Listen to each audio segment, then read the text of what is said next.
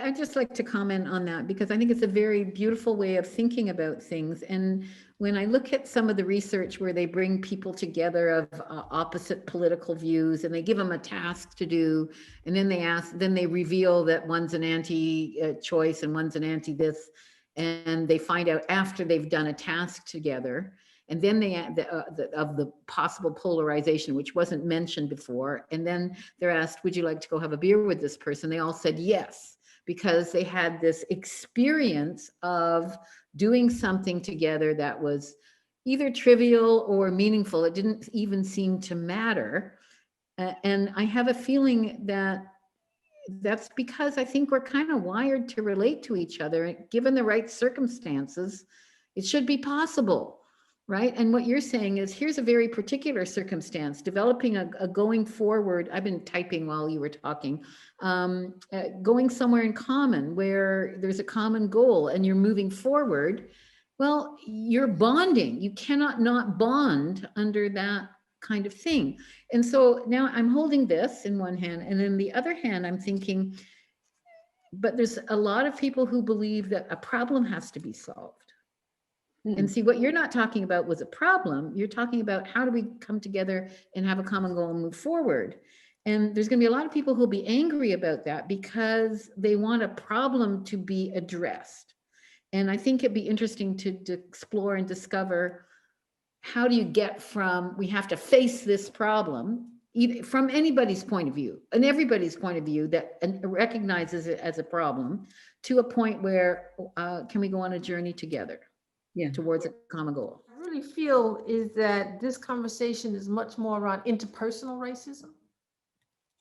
And we're looking at interpersonal racism, we're looking at institutional racism, and we're looking at systemic racism. And systemic racism it's in the system. It's the fact that Black people are not seen as having contributed to civilization. It's the fact that, wow, we just got the first in the United States vice president who is a woman and who is Black and who is South Asian. And you have all of these girls saying, oh, it's the first time I see it, so it's possible and I'm aspiring to it. The impact of what you see on television and books and history and school is that we are not seen as able to, we're not even seen as belonging to people who contribute to and make things better. It's not even possible. And the systemic racism is also that you go to schools that are inferior, where you don't see yourself as being able to achieve, where when you go to a job today, a white man makes 100 cents. And so if you're making half of what they make for the same job, which means that within organizations, you have already managed to get the same title.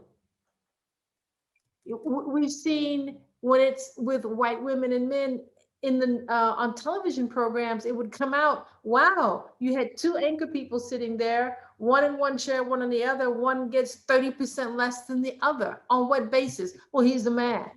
To pay for schools, to pay for housing.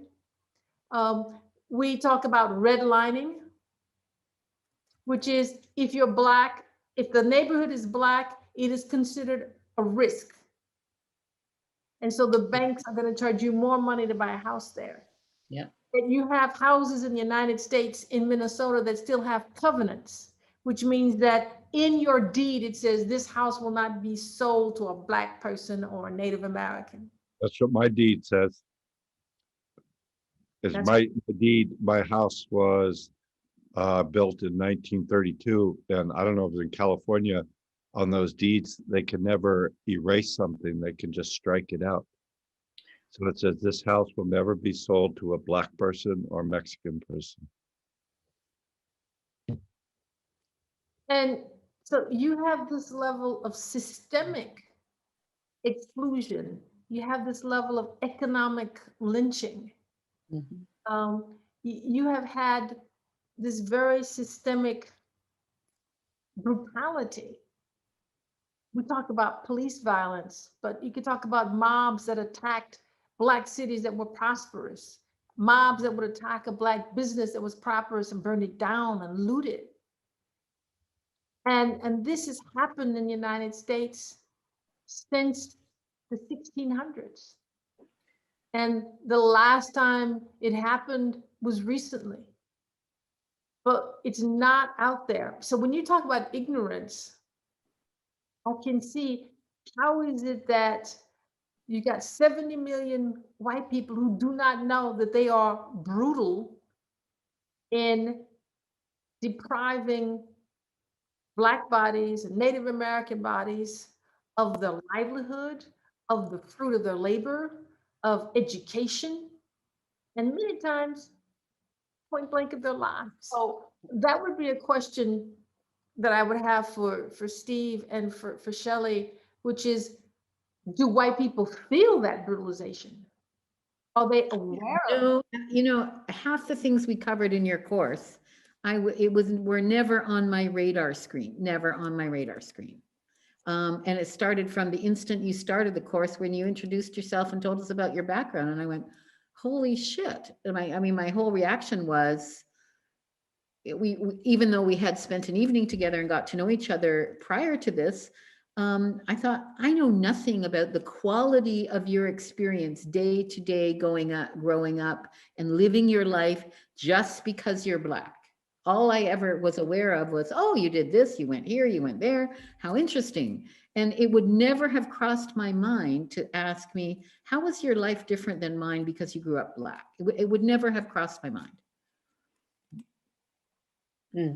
And so again, that's the interpersonal level, but on a systemic level, we're all like this. All us white people are like this. We have no idea. Unless it's put in front of our faces. And you know, I really think in terms of a systemic transition point, when you add the Amy Cooper incident to the George Floyd horrific murder, you got this thing that happened. And I think that is a systemic thing. That is like an awareness that suddenly emerged when these two things came together. And I also think they were possible because of Me Too a couple of years earlier. And Me Too is a movement that put up its hand and said, some things are not okay. And I compare it to feminism in the last century. Feminism basically at a philosophical level said, we as women want a seat at the table.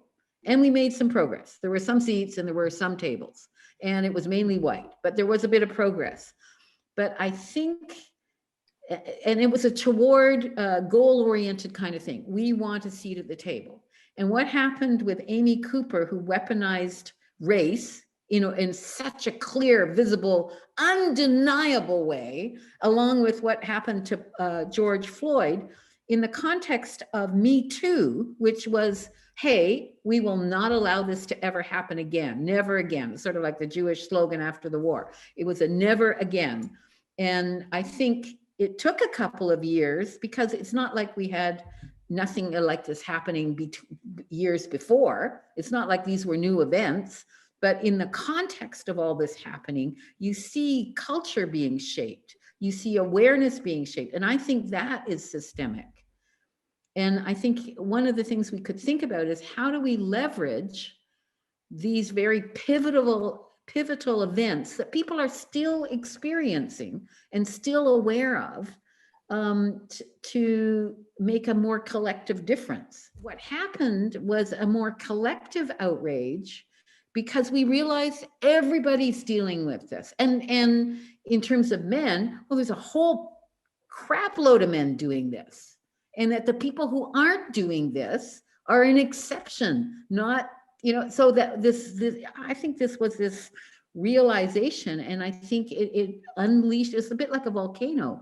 It unleashed all this, and that's what happened. And in a sense,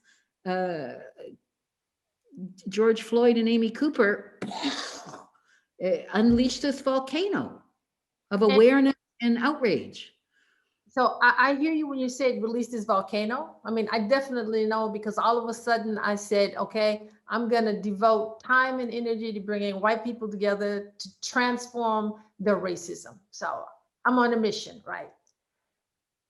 And even with what has happened with George Floyd, how many people who I know who are coaches and therapists in helping professions where one would think that they would be open to saying, I should look at this part of myself. They don't want to see it. They don't want to talk about it. They don't want to know it. And it's hard to keep it. You know what I heard in my head today? I went, oh, I'm meeting Kathleen and Steve about the racism thing. You know what? I got a lot of stuff on my plate. I heard that go through my head.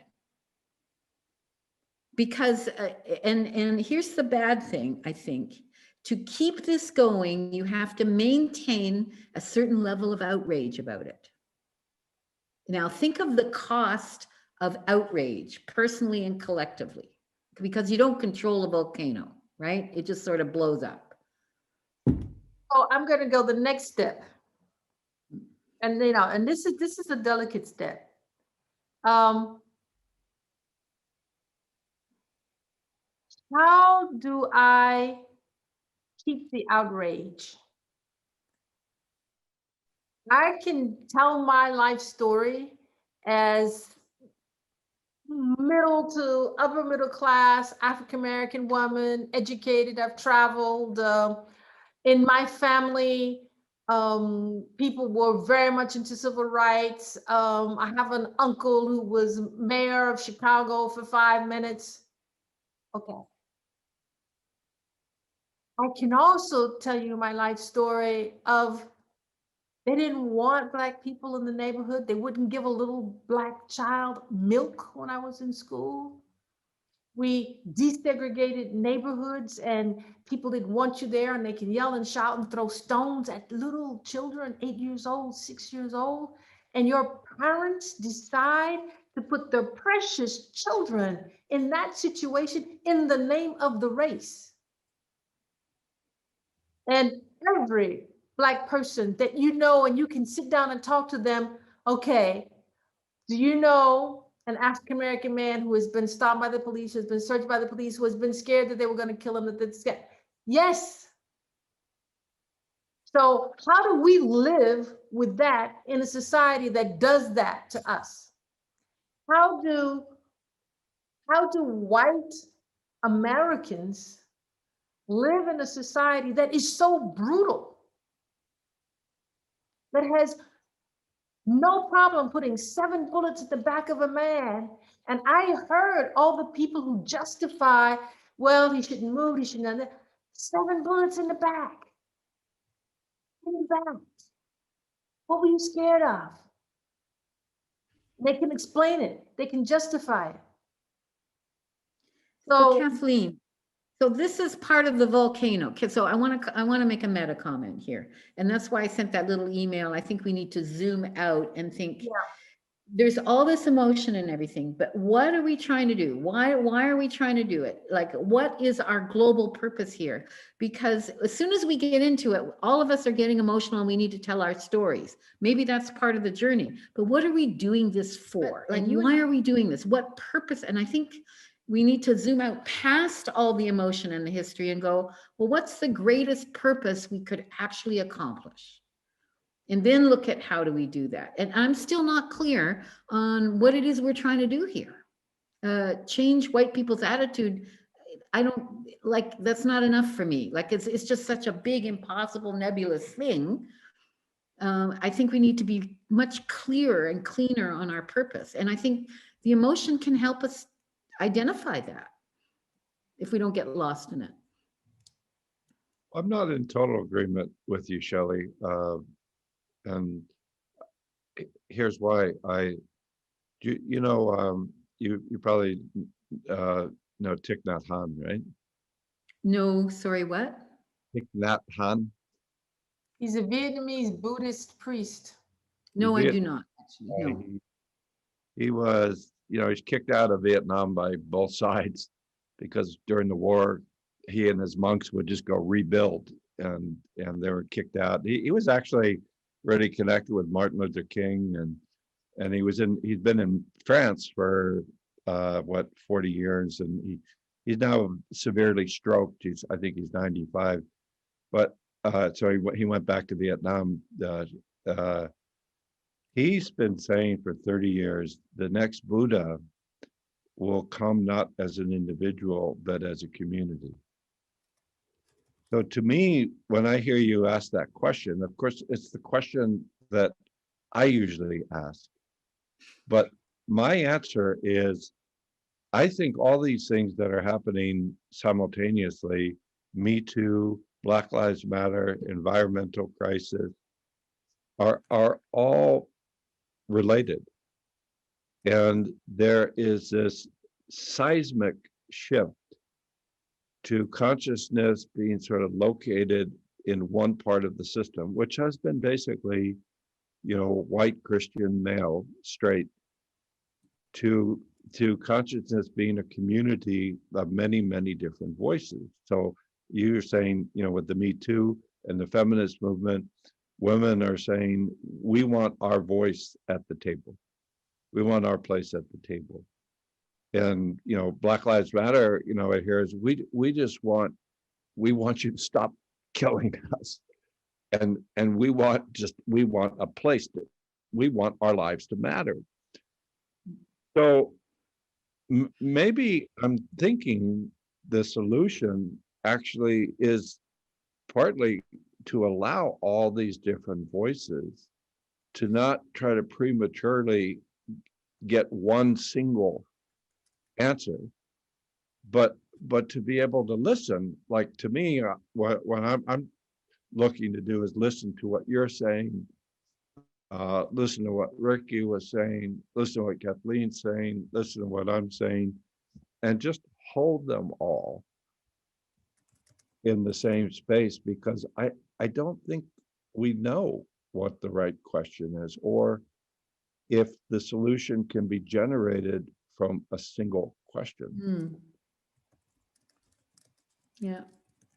So these types of It's funny. I don't feel that's in disagreement with me. I feel that you've taken the question in a way, and although I don't care if you disagree, and really zoomed it out and said, okay, there is a seismic shift going on, and I made it a bit more linear, but I think you're right. It's not all that linear. It's kind of many things and many people happening at the same time.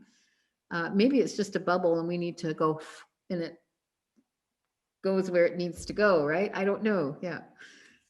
I think when you were talking about the different events, COVID-19 was also something that created an environment for this to happen. Yeah. Yeah.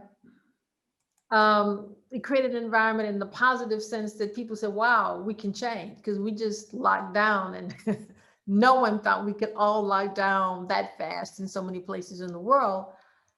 And also in the dramatic way, because COVID-19 hits poor brown bodies dramatically more. There's more death among poor brown bodies and Native American bodies than there are in the white communities. So what are we going to do to say there's an environment, there's a context, and we talk about their moments, and sometimes we say this is a watershed moment. There are moments in time where it's open and it can move, and then it closes back down. So we're still at a moment where it's open, and we don't know how long that openness is going to be, that crack, that how can we get enough light into the system?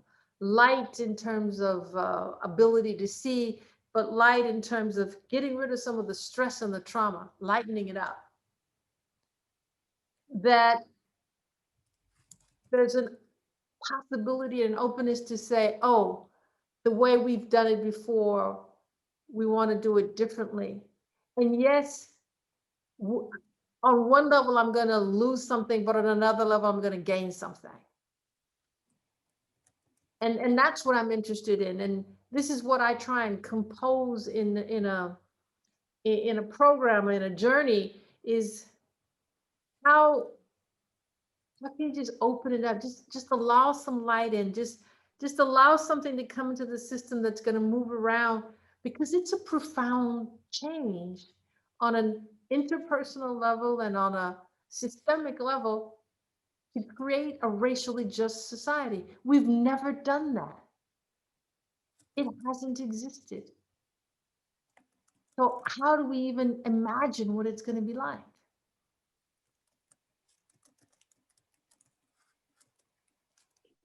So maybe really one of the important parts of the solution is when questions like that are raised, you hear many people talking in response to that question.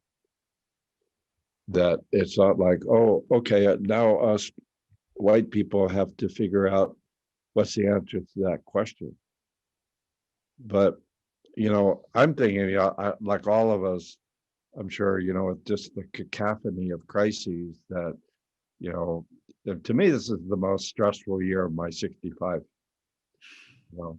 And I grew up in the 60s and late in San Francisco. But I've been thinking just in terms of my sort of skill set, what could I possibly in my own small way contribute?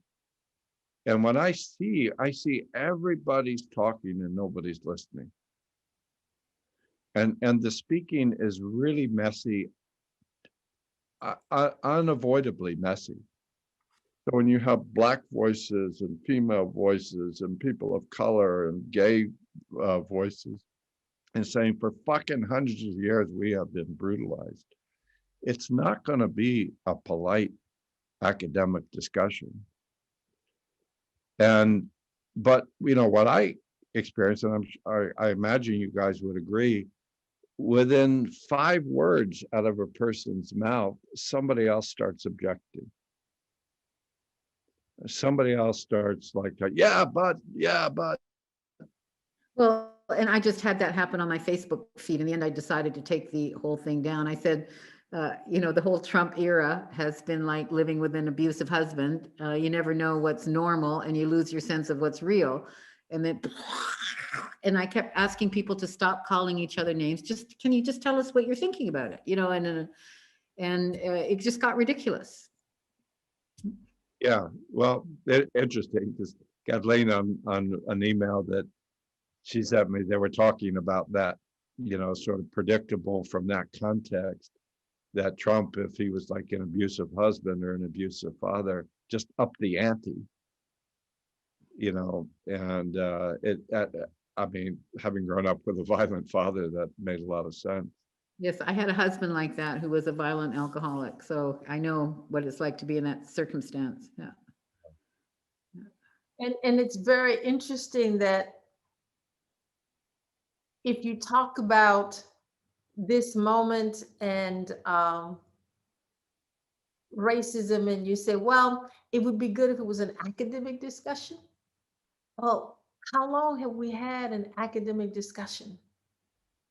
But we don't hear it and we don't feel it. And I know that you can have a peaceful demonstration that's Black with senior citizens in the front row and mothers with their small children, and the police will attack.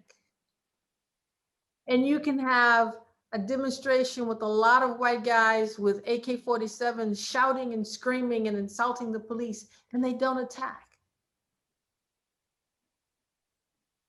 So what is it that happens inside the police force in different cities that an old Black person, a child, is a danger to me and I need to pepper spray them, but a man, a white man with a machine gun standing in my face and shouting at me is not a danger to me?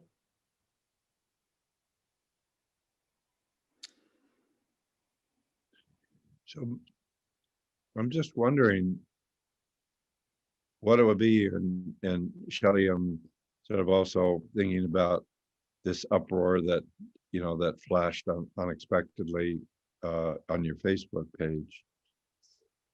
What if there was, I've been thinking a lot about the Truth and Reconciliation groups that Bishop Tutu generated.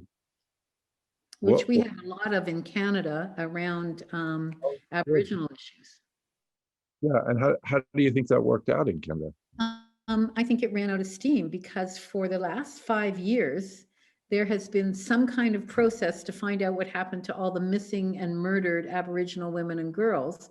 And they even eventually had a whole big commission with great funding to look into it, and it all fell to pieces. I personally believe what happened to those women and girls is that our national police force, who police most of the rural areas, has killed them because they do it to their own women, and nobody wants to talk about that. So like I have often posted about that, and it hasn't gone anywhere. And I think the reason it hasn't is because our national police are complicit, if not the perpetrators.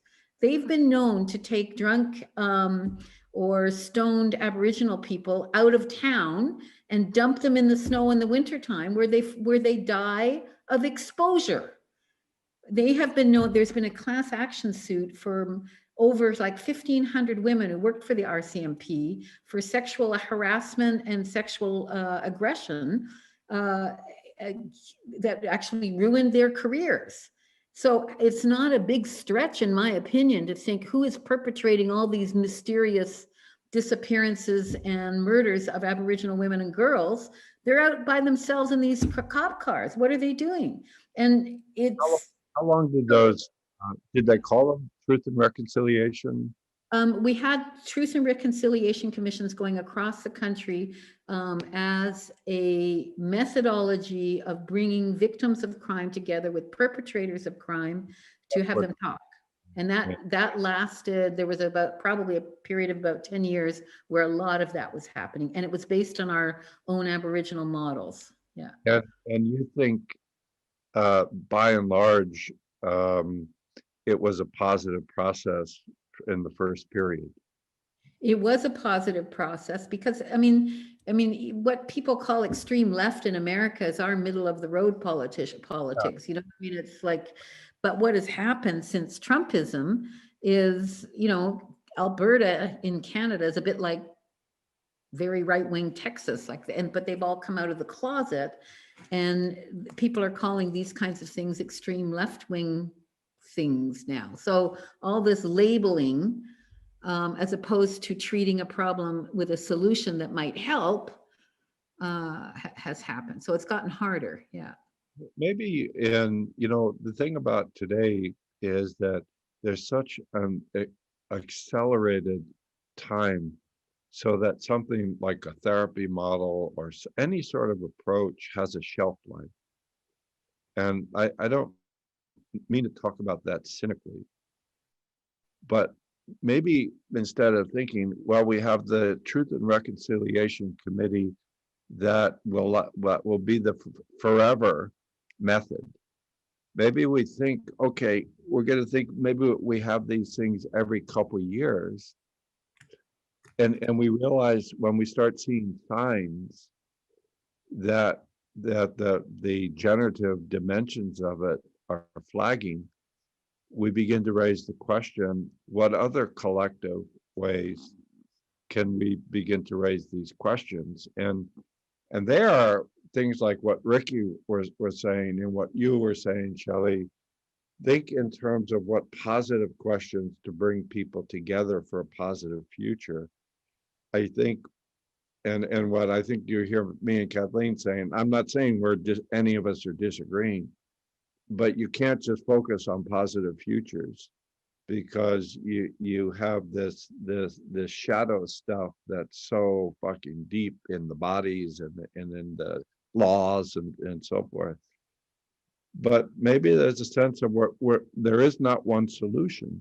Yeah. And I'm also trying to think right now, it's how can I find a way to put in place a process that will help people to reduce, to transform. I don't like the word to reduce the racism. I say it's to transform it, because it's an enormous amount of energy in white bodies and black bodies. And if you could transform it, I think that would also help. Kathleen, sweetie, I think you did it in your course. I don't know that you need to go back to the drawing board rather than hone something as you get better at creating the kinds of experiences that are transformative. I mean, um, I couldn't believe the number of people who spent so much time crying in our group. And maybe I just don't do that so often, but I personally found incredibly deep, touching in an incredibly deep way. And I think you should continue doing this. I think it's just because you don't hit the whole problem of racism is no reason, in my mind, to stop moving forward. And I think, as Stephen says, there's this collective moment, and you're contributing to it. And wouldn't it be cool if we could attract more people who touch more people? I mean, one of the things that happened for me as a result is I'm doing a series, preparing a series of lectures for Bayer, which are going internationally. And I haven't quite convinced them yet, but I wanted them to do a series. Oh, can't hear you. Am I gone? Are you gone? Oh, what's Bear? Can you hear me? Oh, Bayer Pharmaceuticals. Oh, Bear. Okay. I'm working for their international issue management part, and they're providing lectures in the company. And I thought it would be great for them to have a series called Food for Thought about, some of the big issues of our time. And because these are philosophical people who actually are trying to do something. Well, I haven't quite convinced them yet, but I wouldn't have even have thought of that had I not taken Kathleen's course, where and I mean, you've motivated me to think about how do I include these kinds of elements in the conversations I have and in the trainings that I offer, and how do I do that, right? And I would say keep asking these questions, but keep on doing what you're doing. I think it's great. Yeah. Well, as I understood, Kathleen, also, but correct me if I'm wrong, Kathleen, that one of your interests is how to create more of a collective where each of us is sort of holding these questions personally and professionally in our own way, so that you're transforming racism classes and whatever else is connected to that come out of that, but it begins to inform actively a significant dimension of my work and of Shelle's work and of other people's work. And I think, for me, that's what I'm just sitting with the question. I'm used, Shelle, I'm used to having answers. It's like, okay, blah, blah, blah, nobody divine this, blah, blah, blah. So it's like, perform, get the question, be out in front of everybody. But I think, partly I trying to go for the quick answer is an anachronism for what's happening now.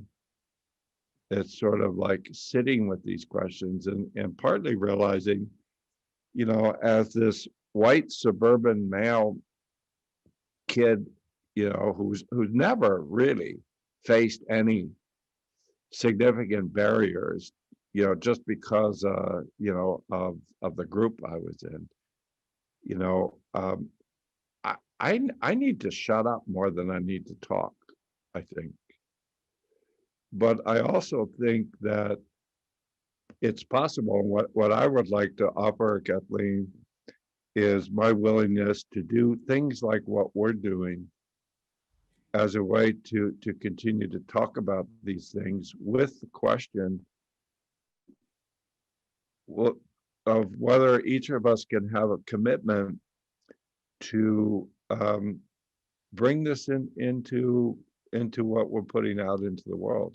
And to me, I need to feel it in a deeper way, not in terms of, okay, now we come to the ending racism part of our program, but it feels like, and again, this is where the simultaneity of Me Too and environment and Black Lives Matter and people of color and Muslim and the rise of anti-Semitism is that these are all, I think, happening simultaneously because they're part of the same deep seismic underlying transformation. So we've asked a lot of questions today and talked about a lot of what's happening individually and collectively. I'm trying to do a summary here. Help me. Well, you start the summary, that's good. And one thing that I realize I don't know a lot about that you've made an analogy to, and I suspect you've had more conversations, is the analogy of racism is kind of like an addiction. And I think what you were saying is because it's so deeply unconscious and has to rise to the surface. Is that what I wanted to ask you a little bit more about that? Yeah, and I think it also allows you easy to see the collective, when we see now, not only addiction, but, I mean, we know that, Irish Catholic people tend to be very susceptible to depression and alcoholism, and also schizophrenia on the pathology test, but that's just really, it means magical thinking. There are leprechauns. That's literally what it means. So I think, like when Martin Luther King, when he said there are these three cancers that are on the American soul, racism, poverty, and militarism. Mm. And to that, I would add sexism and misogyny. But these are collective sort of things that we're born into. And, when I teach about like negative habits or addiction, we always talk and using, Robert in the NLP idea of positive intention, that when people are using, they have an intention that they're trying to fulfill, some human intention. Like, I want to feel safe. I want to feel warm. I want to connect. And so addiction can happen to good people. And it has a positive intention in it. But then people, when they feel they can't realize that positive intention through human connection, they start being more susceptible to these non-human relationships to fulfill it. And I think that's how white people got inducted into racism. We have this sort of, we don't know if we're going to be able to make a living. Well, if you just enslave, all those black people, then you could, you could make a lot of money, getting all those people to do all the labor free. Once you start doing that, people say, for example, about sexual violence, it's not about sex, it's just about power. And I, at the risk of sounding politically incorrect, I think it is a dimension of sexuality. I want to totally agree with you. Totally agree with you. I think the people who only think it's about power have no idea about men's sexuality. That's what I think. And I think that's true about racism too. And it's so amplified by the European white male that gets amplified, that gets squared when you come into America, that basically this sense of power and money is the way to have a good human life. And we can't just do that straightforwardly. But if we dominate women are our property, legally, it wasn't till 20 years ago in a lot of states that you couldn't rape your wife. It wasn't legally possible. So, and we got into, if we can just exploit black people, then we can use them as a projection. We can use them as free labor. And then the violence that you have to do creates such shame, I think, that it makes it harder and harder and harder to admit that you did it. That's where you get to a point where there's a lot of studies on that. A book I read a few years ago, which I thought was brilliant, was about how police corruption gets started and how any bad behavior leads to worse behavior. And the book was, it's really well written and very well researched, was called Mistakes Were Made, But Not by Me, which is my joke of how does a politician apologize? Well, mistakes were made, But not by me. but Do not you, by me. Yeah. do you And have, it's about, you can email us that book. I'd love to see it. sure. I'll put that in my notes here.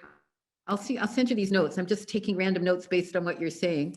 In the point in this book, which I think is like radically exactly what you're saying, is that you have every day we have moral decisions that we have to make. And if a cop at one point fakes evidence in order to convict somebody, usually it's because he or she thinks the person's guilty. They're convinced they're guilty and they can't find a legal way to prove it. They do that once. In order to maintain their balance, they have to justify it to themselves. And once they have done that, the next step becomes easier and easier and easier. And what happened to me when I read this book was all of a sudden there was no escape from all my internal justifications for every single behavior I had. Like it was horrendous for like about a month because I went, oh my God, Shelle, you pretend you're doing this for some altruistic or whatever, but really I'm full of ulterior motive. Like you can't not hear it anymore. And that was on an individual basis. But if you spread this out to collective I agree. shame Yeah. avoidance, Part of right? it. So to me, at this stage, there's a lot of things like that, and all these sort of studies and ideas, and it's in my consciousness, they're just like, and that puts it in a position where it's not able to be effectively communicated in a large scale way quite yet, because I think you have to have sort of one or two simple ideas and then be able to show it visibly. Let's be clear that without video camera, without iPhones, Black Lives Matter would not happen. Yeah. Even when Black Lives Matter started, 4 years ago, I think. It started in Ferguson. Right. Oh, it did. That's when Black Lives Matter. Okay. And Yes. even then, there was the majority of Americans didn't support it, right? And it's you say in Ferguson, when there's a complaint and they come out to complain that this is not right and this is not fair, the police get scared, so they shoot at them. So they beat them up, and then you get this escalation. And if you take Trayvon Martin, well, there was a lot of protest also. The person who killed him got away with it. So you get, okay, we protest, you get beat up, Freddie Gray, it's the same. There were protests in Baltimore, one after the other, one after the other. And you said, oh, there's political unrest, the social unrest. They're dangerous. It's dangerous. Well, and I think a number of people voted Trump because he was against this dangerous unrest. And nobody went any further and went, wait a second. What's going on with this unrest? Well, they're burning their own people's houses down and burning their own people's stores, their own people. Like nobody was unpacking any of it. What do you mean their own people? Aren't you all Americans? What do you mean their own people? Like, and why are they so angry? Well, let's look at that. Like none of that. They're just dangerous people. We can't let this happen. We need law and order. And there's these reflexes of fear that are so easily triggered that it's the thing about you can't have a dialogue with somebody because their fear reflex, which turns it into attack reflex, right? It's like, this is beyond human. This is animalistic. Nobody's stopping to think. Wait a second. I had a really violent thought there. What was that about? Like, I mean, the whole thing that makes relationships work, the ability to look at the relationship and say, is this really what we want?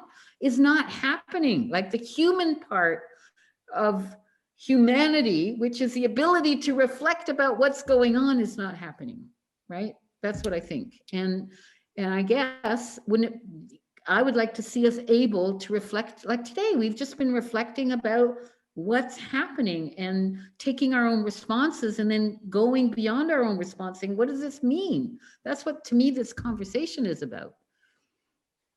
Even though I wanted us to have a specific purpose at the beginning, because I like order using. What's the acronym for those well-formed positive goals? Oh, I've been trained. It's all these decades of NLP. Yeah. Yeah. Those, you're absolutely right. But I want to add, when you talk about law and order, it is so bizarre because the African American community says that's what we're demonstrating for, law and order. We get no law, we get no order. Yeah. Yeah. And I'd like to order a chicken sandwich to go if we're on orders. Yeah. So, you know what, which reminds me, this is very serious and earnest stuff. And we also have to find a way to lighten it up. And Kathleen, all the way through the course, you made us lighten it up, right? And occasionally one of us or another of us lost the lightness. And I think we need to find some kind of way to, it's like a story. It's going to have waves of emotional intensity. And I think we need to have all of the skills around us to rescue each other so that we can keep on going, you know? We have to keep ourselves in the zone, in the flow, fluid.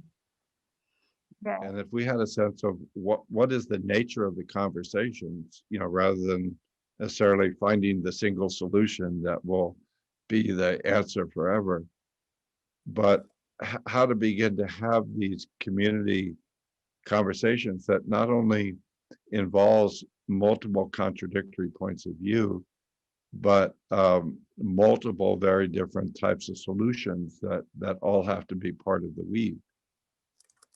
That's where I am with it. I mean, there's no single perspective that could possibly make a dent in these century-old unconscious pathologies.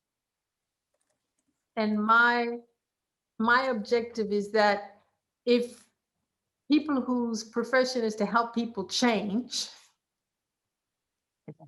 their mind and their behavior and to go to higher levels, if we talk about this and we create a space for it, then we can encourage more like-minded people to listen, to take into account. It's going to travel inside of themselves. And, you know, there are people who come and they'll take a transformative racism journey and then they'll be inspired to continue. And yeah, I want to inspire a wave that begins. It's generative and it grows and it involves more people and it involves them deeper. And there are multiple ways in, and one way in is conversation. And once again, what I'm really interested in is how can we have conversations that stimulate the helping professions, you know, therapists and coaches to say, oh, this is something I want to open myself to. I want to start to unpack it, to look at it. And if we are present in what we do, in the work we do with other people, and this is an integral part of it, it'll help others to change. I come back to what you said, Stephen. It's not about saying, okay, this is the part of the course where we're going to do racism. But I've done my racism course now. I'm done now. Yeah. That's right. Check that box. Yeah. But as it comes up, it's integrated in it, because it is a way of looking at the world where there are these isms that you may have, and have you looked at how they are limiting and damaging to you, not just to the person who gets them, but to you. And for me, that's the path I'd like to explore, so that we're contributing in a generative way, and that other people are continuing to a generative way to a collective movement, a collective change. It's not one person and it's not interpersonal. It is interpersonal and individual and collective all at the same time. That's it.